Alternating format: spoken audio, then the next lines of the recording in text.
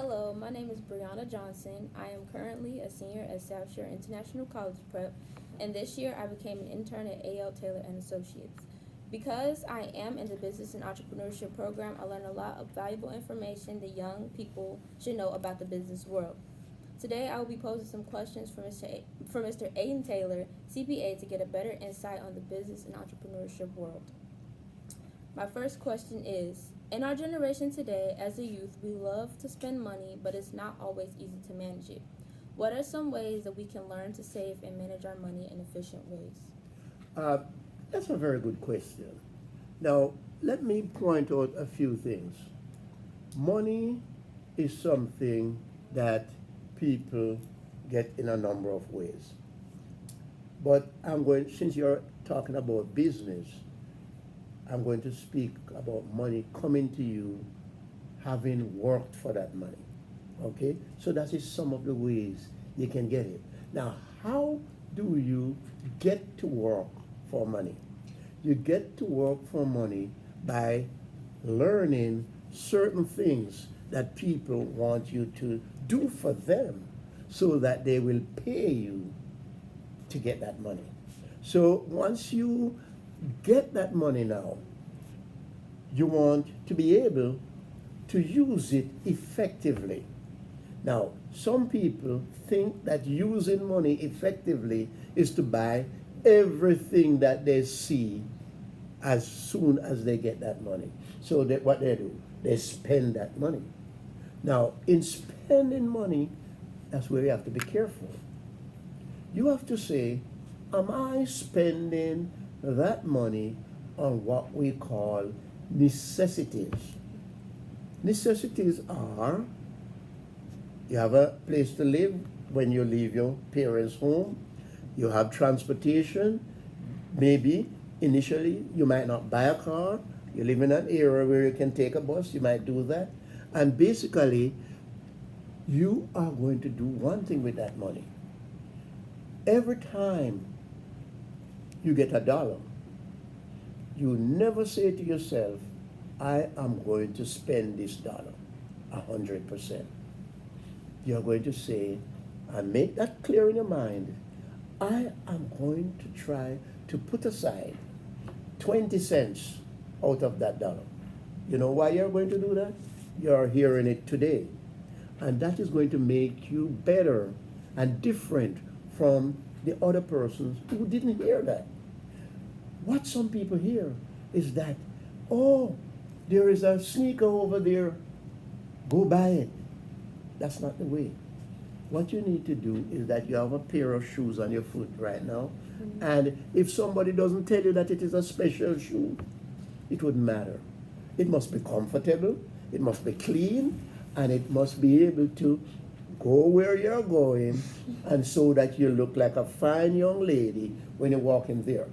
But your money from the first day, if somebody comes to your house and give you a dollar tomorrow morning, don't you spend all of it. Take my word. Take 20 cents out of that and go put it in a pan. And then later on, when you have enough 20 cents, you go to the bank and you deposit the bank. So that's how you learn how to save and manage your money.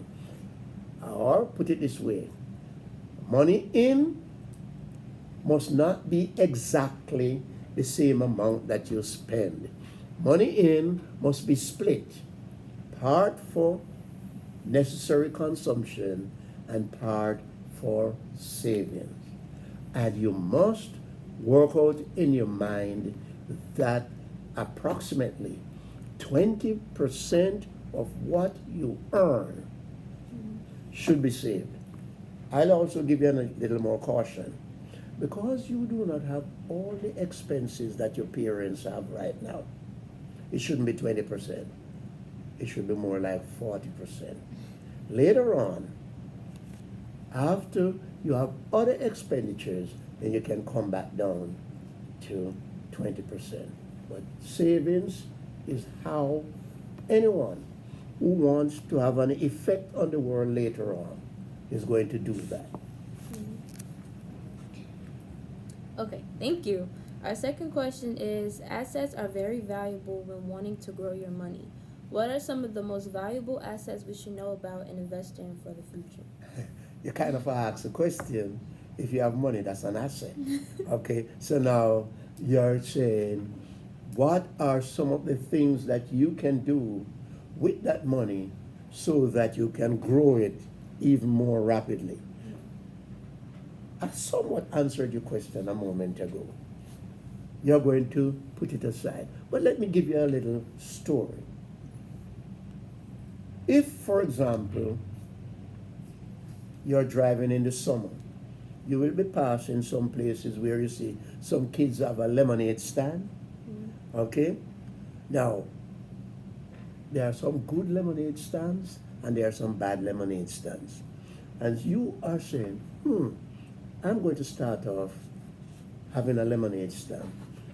But when you walk inside your house, they have nothing inside there that looks like a lemonade stand. So what are you going to do? You're going to go out and you're going to go buy one.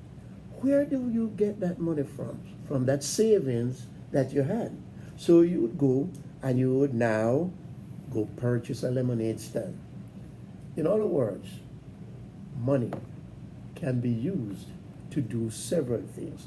Money is the vehicle that you use to launch your prosperity. Now, as you sell that lemonade, you're going to put aside some, you're going to use some to buy the equipment, and so on. Then later in life, it won't be a lemonade stand. It might be a restaurant. It might be that you're setting up an office because now you're an entrepreneur. It might be setting up something for someone else. But all the time as you go along, you're going to find that you're using money, but you're learning how to multiply that money so that it becomes more effective. Thank you.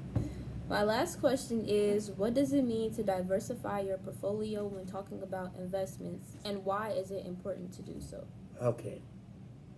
A simple answer is splitting your money for it to do what you want to do, so that having split that money, you are going to make sure that you're going to get a return on that money from different areas. Now, in commerce, we preach about diversification. Why do we do that? We're saying that I could have a very good idea today that if I am selling something, I could decide to sell eggs. But what if people don't want to buy the eggs? And I spend all my money buying eggs.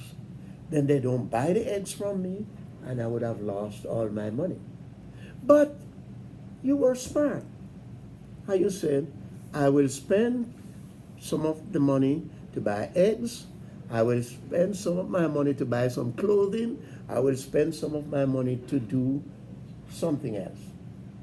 You're splitting up that money so that the part over here that is working for the eggs, you can see what it is doing.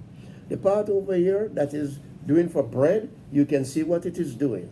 The part over here that is working for clothes, you can see what it's doing. Now, at a higher level now, people, after you have gone through all of this, you're going to be saying, oh, I can put some of my money into real estate. I can put some of my money into an investment program. Or I might hear that somebody's saying that a new program is going to come in and it is going to help me to make $6 million. Now, would you go and take all of your money and put it into that program to say it's going to make $6 million? Because you're not sure. So you're guarding against total loss. So you might put most of the money over there, but you are going to be putting it in other areas. Real estate. You might buy a building. You might put some money in a bank. Okay? You might also open up your own business. So you would have diversified. Diversification is simply splitting up your money and putting it into different areas so that if one area doesn't perform as expected, the other two areas will perform. Now, you're going to become so smart at what you're doing that you will be in a position, while diversifying, to make very good decisions. But there's no one on the surface of this earth who can 100% say that if they put the money to buy this, they're sure that it is going to happen that way. So diversification protects you so that if one area doesn't work so well, your money in real estate might be doing well. Your money in the investment program to buy some software. You remember when they came in with these phones and all of that? They offered to people to buy it. And you know, one guy who was very high on the totem pole told people that there wouldn't be any more sale than about 300,000 iPhones in the world. That's what he said. Guess what? Because somebody has diversified, millions upon millions of phones were sold, and he made a fortune. Okay? And so that's what diversification do for you. It splits up your money and put it into different areas with the view that some areas are going to perform very well and other areas might not. Now, if you're a good guru, you might choose all good areas, but it is never usually the case. So diversification is like making sure that you are somewhat conservative in what you're doing.